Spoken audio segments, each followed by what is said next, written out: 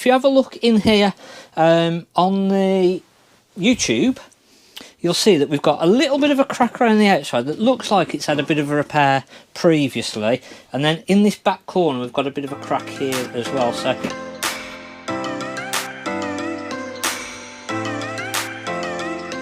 what we're actually using to repair the shower tray is we're going to spray seal into it after we've actually done a repair.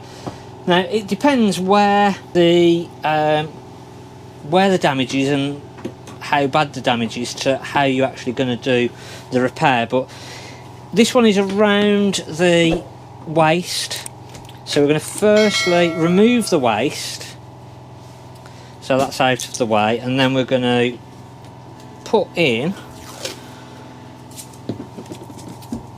a little bit of masking tape just to mask up that area, so that when we actually spray in there, none of that inside section is getting messed up and ruined. Basically what I'm going to do is actually cover the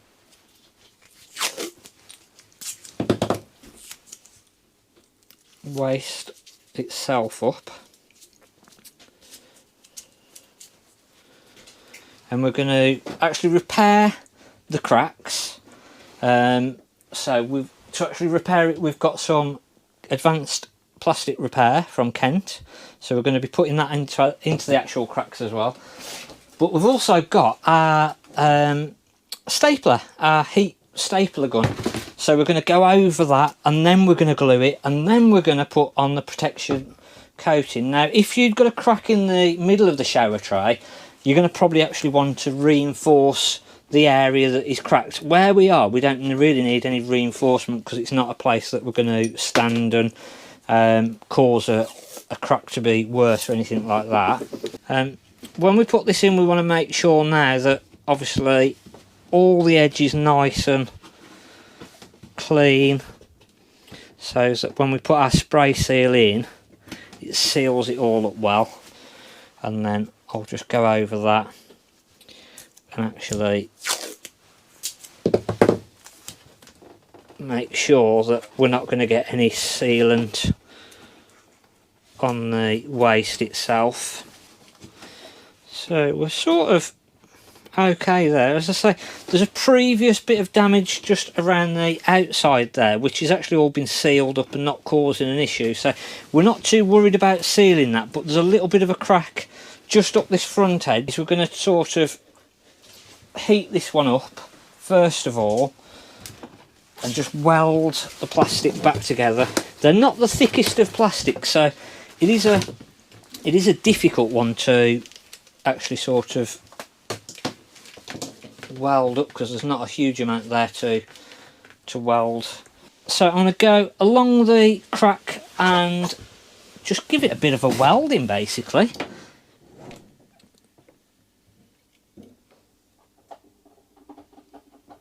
So all that we're trying to do is just bond the two. So hopefully now we've created a bit of a groove as well. And then what we'll do is we'll mix our glue up. Is the Kent Advanced Plastic Repair Translucent. Not going to need a huge amount of this, it won't need much at all. So we've got our nozzle onto our glue, and what we're basically going to do is, hopefully it's not gone off now, is just fill our crack. So I'll start with our left hand one. And what I'm going to do is just literally get it into there and then go back over it in a second. Just smooth it out slightly. So hopefully by bonding as much of the plastic back together as possible and then actually gluing that back together, that should make it about 4 or 5 times stronger than what it was originally.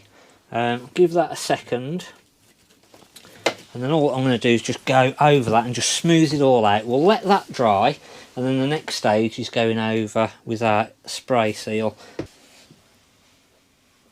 all over. I've not got to be too neat basically, because you'll see why when we start putting the spray seal on. So I've just tried to cover the complete sort of area, so the cracked area, and then all either side of that, and give it a good covering up. And what I'm going to sort of try and do is actually just mask off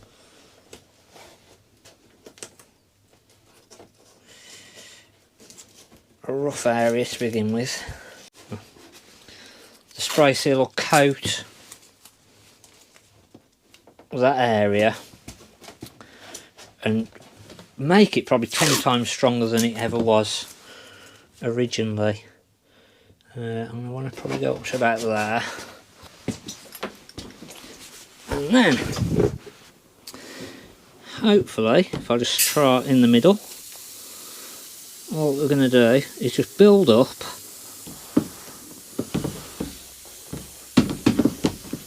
a little layer, or little layers.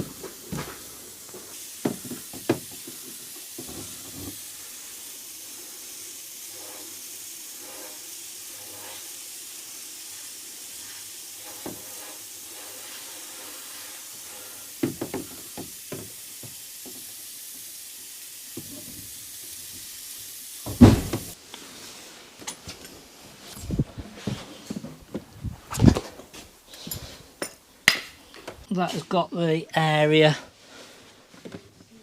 that we want it to get. I'll let it go off just slightly, but I'll end up taking out the centre section before it goes off too much, because what we'll end up then doing is put some normal sealant in and sealing the waste for the shower back into place. But I just need to let that go off enough so that when I pull it out, it shouldn't pull all the sides, and it won't take long. I can pretty much tape everywhere, and that should then reveal